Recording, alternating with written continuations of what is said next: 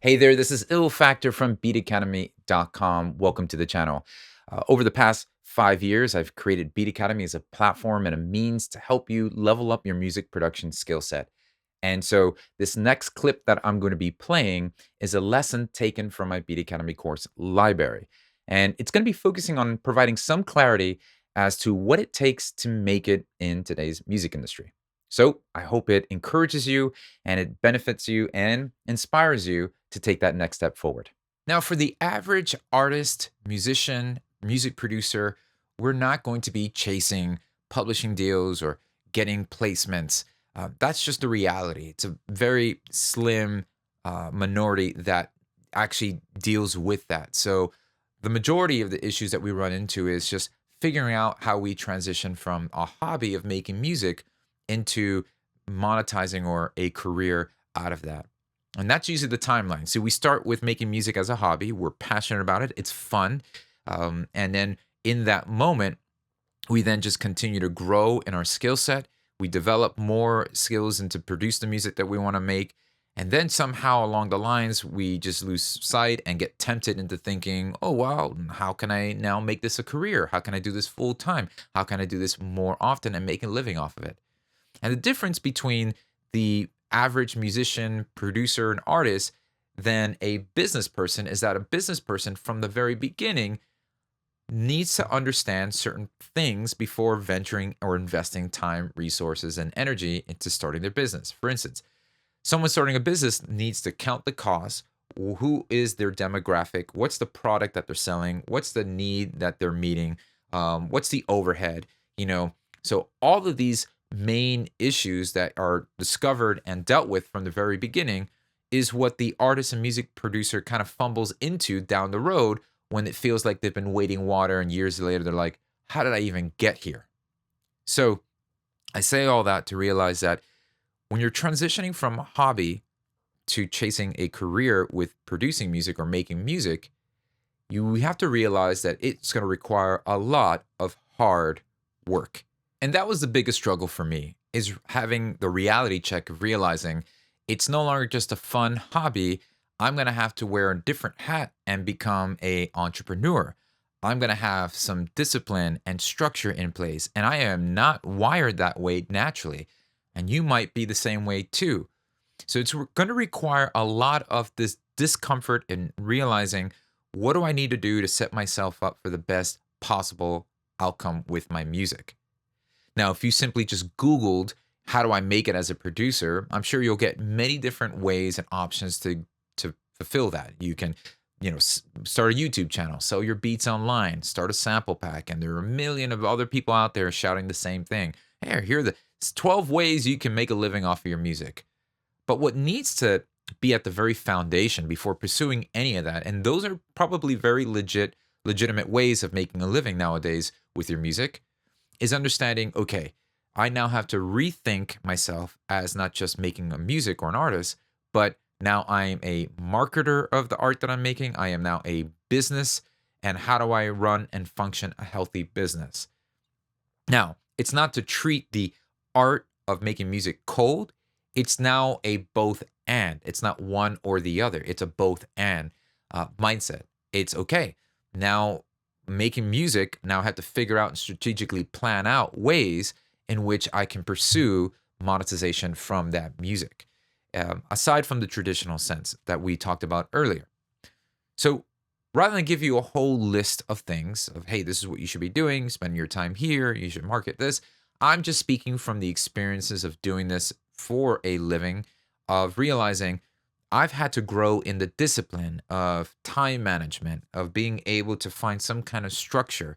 And yeah, my career led down a different path and having me form Beat Academy. And yeah, I'm now in a season of my life where I have a newfound joy in aspiring and impacting others through the form of Beat Academy. But for many others, they have this understanding and the sober reality of realizing, okay, if I'm going to move towards a career in music, here are the things I need to have in place. And it's not for the faint of heart. So I'm saying this because there's absolutely nothing wrong with maintaining a steady income job, having that form of security, and just growing your skill set in your hobby and that time that you have for making music.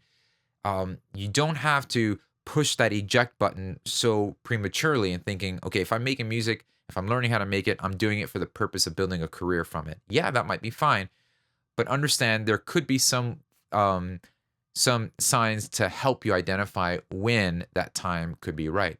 For me personally, it was when there was a consistency of work that was being presented to me, opportunities. So at the very early stages, I was producing electronic music I loved personally making.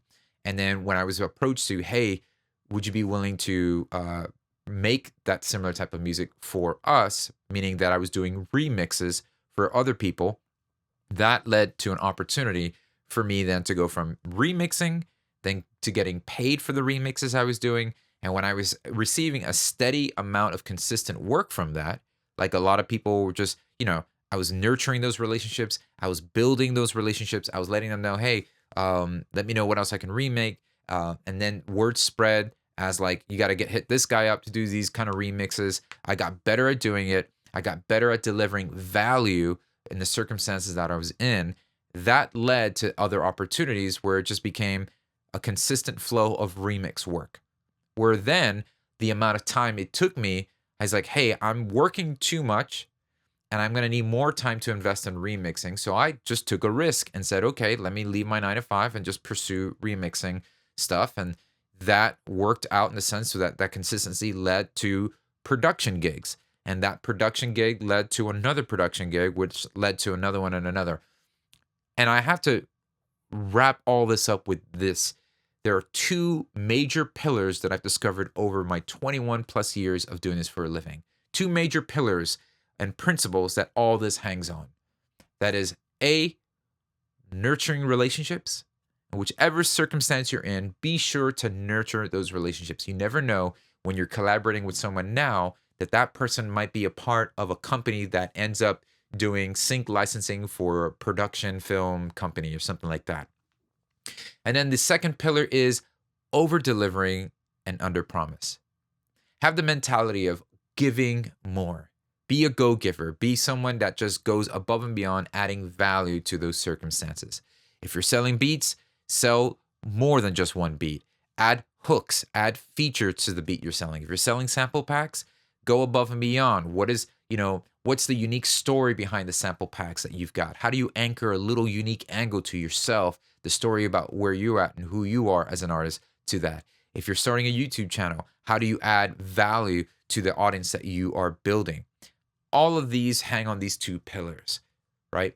And so I'm not prescribing this is the path you need to take to see success with your music. What I'm prescribing is having a sober assessment, having a reality check, and understanding the importance of these two pillars: over delivering and giving, and then nurturing relationships.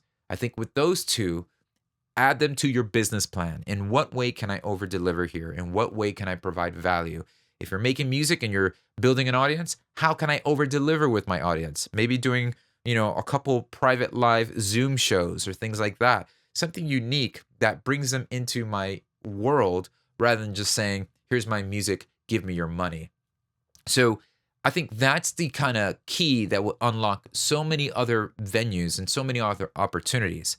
So instead of here telling you, hey, you should start a YouTube channel, or hey, you should start selling your beats online, I think those go without saying. We're kind of now bombarded with so many people out of the woodwork telling you, here are the 12 things you need to do. But what they're missing out is the overall mindset, the discipline, and the wherewithal knowing that here's what makes those avenues that you're going to go down worthwhile. Is if you have this mindset and this understanding, then you can actually have the discipline, the structure in place to make those things work. Now, it is a job, it is a hustle. It's probably a lot more work than a regular 9 to 5. But if this is something you can stomach, and it's not for everyone, but it's just something that you're willing to passionately go and invest in, then it can be done. So just realize, and to sum all this up, it is going to be a grind. It's going to be a work, but think about pursuing your career in music as a business and not necessarily a hobby that you want to glorify and hope for somebody to invest in. So I hope this was encouraging to you. I didn't mean to discourage you from all this. I'm just really wanted to tell you my truthful insights from my experience, and hopefully they shape your opportunities to move with your best foot forward. Well, thank you so much for taking the time to watch this video. I want to give you the heads up that I am holding a free masterclass every month where I am just coming alongside you, helping you with any of the current struggles that you are facing with your music production or striving to reach your music goals in general. So I would love to have you join that next call. So simply click the link below so that you can go ahead and be alerted of the next time I'm going to hold this class. It's live and in person, and we're on this Zoom call together. And so I'm really looking forward to coming alongside and helping any way that I can. So click the link below, and I'll see you in the next upcoming monthly masterclass. Take care.